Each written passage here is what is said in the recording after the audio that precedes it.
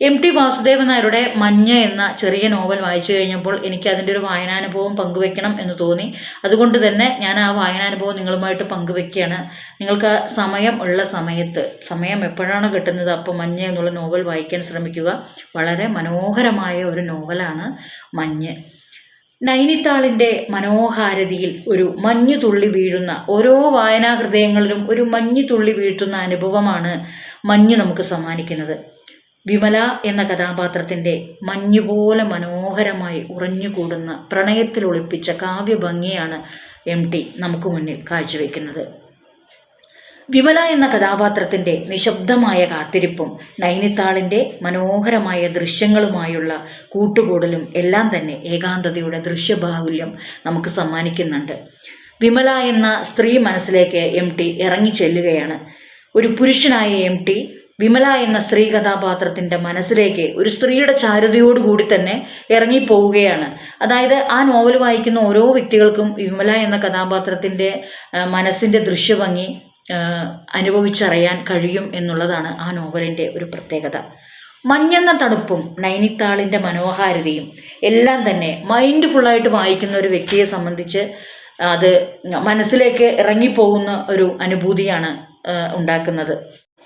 ഉത്തരാഖണ്ഡിലെ മനോഹരമായ മഞ്ഞു വീഴുന്ന പശ്ചാത്തലത്തിലാണ് MT വാസുദേവൻ നായർ മഞ്ഞ് എന്ന നോവൽ എഴുതിയിരിക്കുന്നത്. അതിലെ വിമല എന്ന കേന്ദ്ര കഥാപാത്രത്തെ വളരെ തന്മയത്വത്തോടു കൂടി തന്നെ MT വാസുദേവൻ നായർ അവതരിപ്പിച്ചിട്ടുണ്ട്.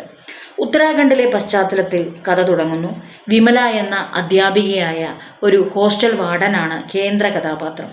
വിമല ഒരു സുവോളജി അധ്യാപികയാണ്. ഹോസ്റ്റലിലാണ് താമസം. ഹോസ്റ്റൽ വാർഡനുമാണ്. ഇഷ്ടപ്പെടാത്ത തൻ്റെ കുടുംബാന്തരീക്ഷത്തിലേക്ക് പോവാൻ വിമല തയ്യാറാവുന്നില്ല. അച്ഛനെ ഒരുപാട് ഇഷ്ടമുള്ള മകൾ അമ്മയെ വെറുക്കുന്നു. അമ്മയെ വെറുക്കാനുള്ള കാരണം എന്താണ് എന്നൊന്നും മഞ്ഞിൽ അധികം വ്യക്തമാക്കിയിട്ടില്ല. അങ്ങനെ ഒരു മരവിപ്പ്, മനസ്സിൻ്റെ മരവിപ്പുമായി സ്വന്തം ഉള്ളിൽ തന്നെ സംസാരിക്കുന്ന ഒരു കഥാപാത്രമായിട്ടാണ് വിമല പ്രത്യക്ഷപ്പെടുന്നത്. പക്ഷേ വിമലയുടെ ഉള്ളിലുള്ള മാനസിക സംഘർഷങ്ങളും വ്യതകളും എല്ലാം തന്നെ അദ്ദേഹം മനസ്സിൽ ഉള്ള സംസാരത്തിൽ കൂടി തന്നെ നമുക്കത് വ്യക്തമാക്കി തരുന്നുണ്ട്. ഉത്തരാഖണ്ഡിൽ തന്നെയാണ് വിമലയുടെ കുടുംബം താമസിക്കുന്നതെങ്കിലും വിമല ഒരിക്കലും വെക്കേഷൻ സമയത്ത് പോലും അവിടേക്ക് പോവാൻ കൂട്ടാക്കുന്നില്ല. ഈ നൈനിത്താളിൻ്റെ ദൃശ്യഭംഗിയിൽ മുഴുവനും തൻ്റെ മനസ്സിനെ പിടിച്ചിടുകയാണ് വിമല എന്ന കഥാപാത്രം. പക്ഷേ എന്തു തന്നെ വിഷമം അനുഭവിച്ചാലും അത് കരച്ചിലായിട്ടോ വിഷമമായിട്ടോ ഒന്നും തന്നെ പ്രകടിപ്പിക്കാൻ വിമല തയ്യാറാവുന്നുമില്ല.